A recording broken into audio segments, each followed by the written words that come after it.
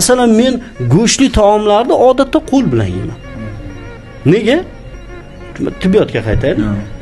Mana shu 3 ta barmog'imizda yaratgan egam tomonidan shunaqa narsa o'rnatilgan, ushlagan narsangiz haqida miyaga signal jo'natadi. Va miya, masalan, shu go'shtni ushladingiz, o'shandan signal boradi-da, oshqozonga go'sht boryapti, go'shtni hazm qiladigan fermentlarni tayyorlanglar deydi. Olmani olsangiz olmani. Endi uni qoshiq bilan vilkada yesangiz hech qanaqa signal bormaydi. Hech qanaqa. Mamamni ham eshitganman, shu qo'lni ushlaydi-yu, hajmin bilan ya'ni issiq sovuqligini bilish.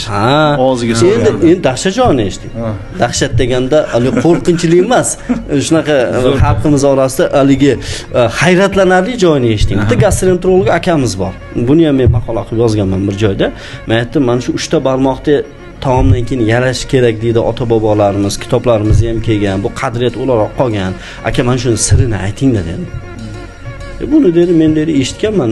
U akamiz gastroenterolog Turkiyada o'qiganda, Turkiyada malaka oshirgan. Men buni turk olimlaridan eshitganman dedi. Mana shu 3 ta barmoqda taomlanishni boshlashingiz bilan, qo'l bilan yeyishni boshlashingiz bilan, tirnoq bilan etni orasidan ko'zga ko'rinmaydigan darajada suyuqlik chiqar ekan. Oxirida yalashning sababi o'sha suyuqlikni oxirigacha yalab qo'yish, o'sha suyuqlikda taomni ichidagi zaharli moddalarni, zararli narsalarni kesadigan ferment bor ekan.